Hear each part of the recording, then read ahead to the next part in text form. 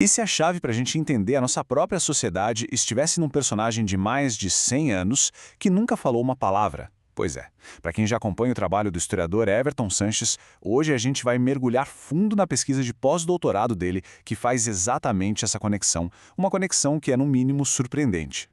A pergunta central é essa: o que o Carlitos, o famoso vagabundo do Chaplin, tem a nos dizer sobre o mundo de hoje?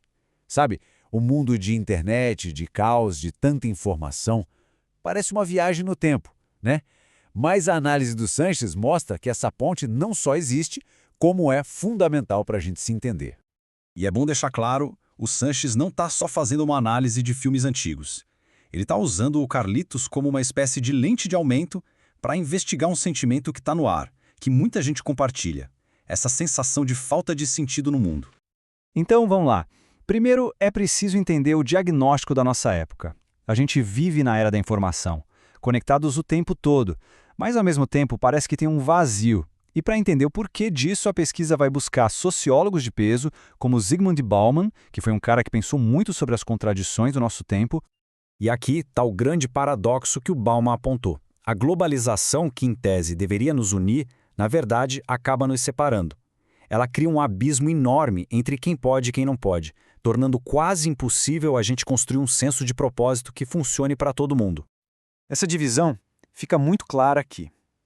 De um lado, você tem as elites extraterritoriais, pessoas que vivem num circuito global, que definem as regras, os valores, sem estarem presas a lugar nenhum.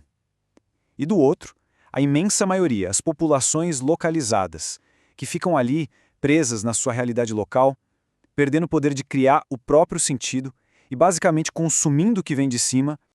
E olha, isso não é de hoje não. O sociólogo Immanuel Wallerstein ajuda a gente a ver como essas raízes são históricas. Aquela promessa lá da Revolução Francesa de liberdade, igualdade e fraternidade foi se perdendo.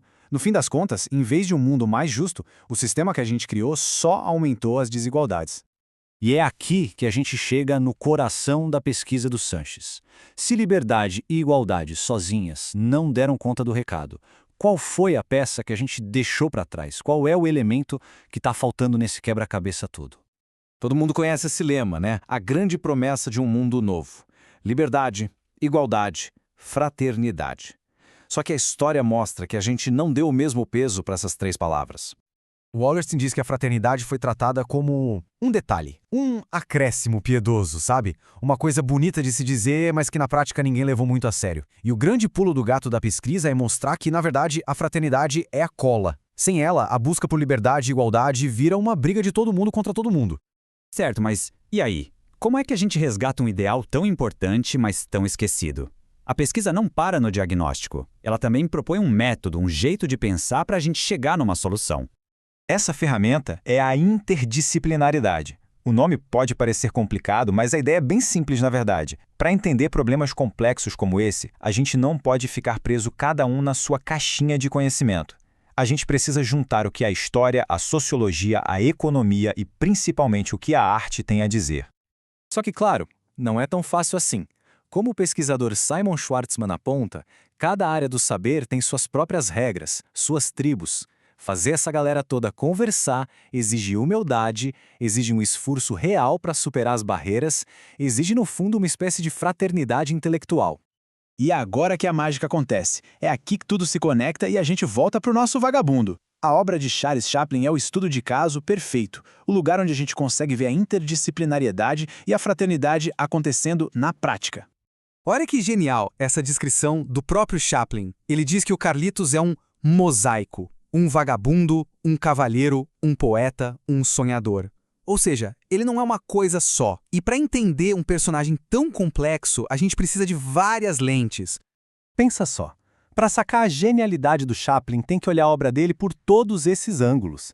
Ele é um historiador da Grande Depressão, um sociólogo da vida do imigrante, um crítico da economia da sua época e um artista que revolucionou o cinema. A obra dele é o ponto de encontro de tudo isso.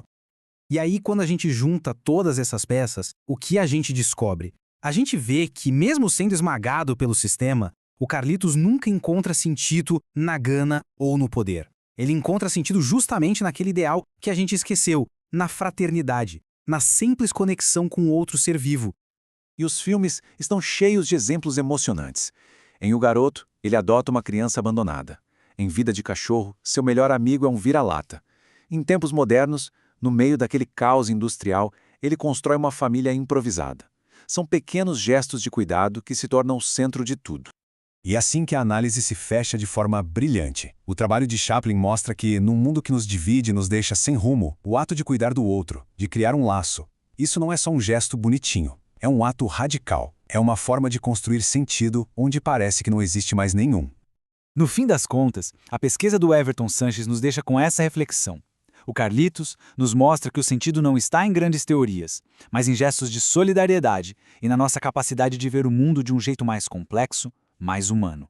Então a pergunta que fica pra gente é, na nossa busca diária por propósito, qual lente a gente está esquecendo de usar e qual pequeno ato de fraternidade estamos deixando de praticar?